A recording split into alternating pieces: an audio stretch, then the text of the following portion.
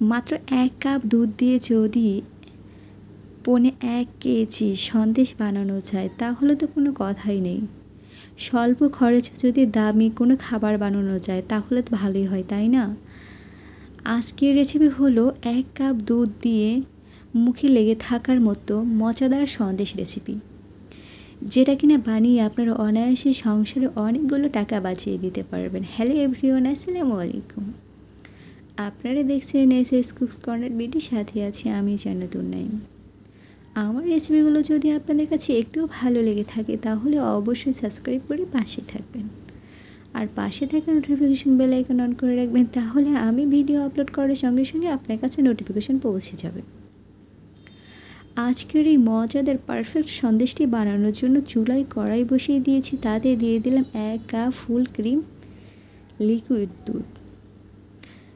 অনবরত নেড়েছে দুধটা একটু ফুটিয়ে নিচ্ছি বা একবার বলক তুলে নিচ্ছি। যখন দুধে একবার এরকম বলক চলে আসবে তখন আমি এর মধ্যে অ্যাড করে দিয়েছি 1/4 কাপ চিনি। আপনারা চাইলে চিনির পরিমাণটা বাড়িয়ে বা কমিয়ে দিতে পারেন, বাট সন্দেশে কিন্তু মিষ্টির পরিমাণটা বেশি হলে ভালো লাগে না। এখন দিয়ে দিচ্ছি 1 চা চামচ ঘি। অবশ্যই 1 চা চামচ ঘি এখানে অ্যাড করবেন, তাহলে সন্দেশের মধ্যে একটা শাহি ফ্লেভার অ্যাড হবে, যেটা খেতে ভীষণ ভালো লাগবে।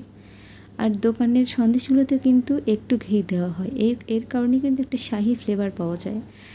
এখন আমি এর মধ্যে অ্যাড করে দিচ্ছি 1 কাপ গুঁড়ো দুধ। আর গুঁড়ো দুধ কিন্তু এমনি থেকেই মিষ্টি হয়ে থাকে। আমি ডিপ্লোমা ব্র্যান্ডের যে গুঁড়ো দুধটা আছে সেটাই ব্যবহার করেছি। আপনারা চাইলে ডানো কিংবা অন্য কোনো ব্র্যান্ডের গুঁড়ো দুধটাও ব্যবহার করতে পারেন। এখন যে কাজটা করতে হবে সেটা হচ্ছে এটা খুব ভালোভাবে মিশিয়ে নিতে হবে, যেন কোনো লাম্পস না থাকে। অনবরত নেড়ে চেড়ে একদম এটা শুকিয়ে নিতে হবে। তার আগে আমি এখানে অ্যাড করে দিচ্ছি 2 চা চামচ সুজি। এই সুজিটা অ্যাড করার কারণে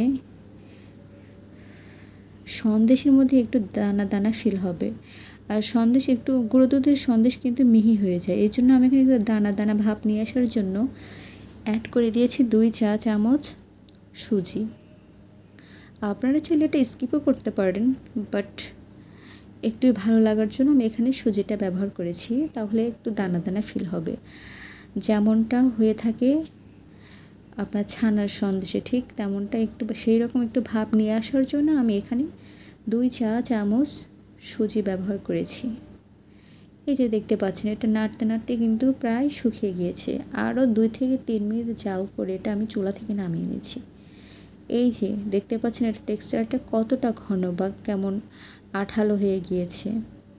এই পর্যায়ে আমি এটা চুলা থেকে নামিয়ে একটা পাত্রে বা একটা বাটিতে আমি ছেট করে নিচ্ছি। যে মোল্ডে আমি ছেট করে নিচ্ছি সেটার যেন একটু তেল তেলে ভাব থাকে। এই যে দেখতে পাচ্ছেন এখন এটা 4 পাশ সমান করে আমি উপর থেকে সমান করে নিচ্ছি।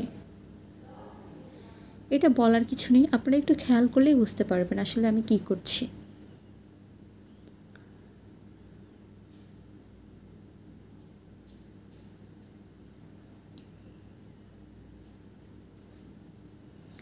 এটা কিন্তু গরম থাকা অবস্থাতেই করতে হবে। এটা ঠান্ডা হয়ে যাওয়ার পরে কিন্তু শক্ত হয়ে যাবে বা জমে যাবে, তখন কিন্তু আপনারা এটা করতে পারবেন না।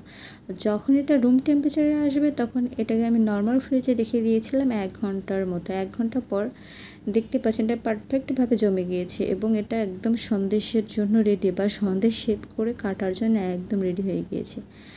এখন আপনারা আপনাদের পছন্দ অনুযায়ী ছোটো বা বড় সাইজ করে কেটে নিতে পারবেন।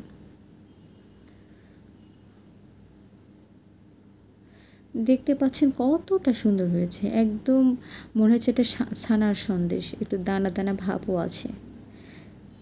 এখন এটা আমি সার্ভ করে আপনাদেরকে দেখিয়ে দিচ্ছি। আমার রেসিপিগুলো যদি আপনাদের কাছে একটু ভালো লেগে থাকে তাহলে অবশ্যই সাবস্ক্রাইব করে পাশেই থাকবেন, আর পাশে থাকা নোটিফিকেশন বেল আইকন অন করে রাখবেন, তাহলে আমি ভিডিও আপলোড করার সঙ্গে সঙ্গে আপনাদের কাছে নোটিফিকেশন পৌঁছে যাবে। অবশ্যই কমেন্টস করে জানাবেন আজকের রেসিপিটা আপনাদের কাছে কেমন লেগেছে। এই যে দেখতে পাচ্ছেন কতটা সুন্দর হয়েছে, মাশাআল্লাহ। এখন আমি এটা ডেকোরেশনের জন্য উপর দিয়ে কিছু চেরি দিয়ে দিচ্ছি। আপনারা চাইলে এটা স্কিপ করতে পারেন বা কোনো নাটস দিয়েও এটা সাজাতে পারেন। এবার আমি একটা আপনাদেরকে ভেঙে দেখাচ্ছি কেমন হয়েছে।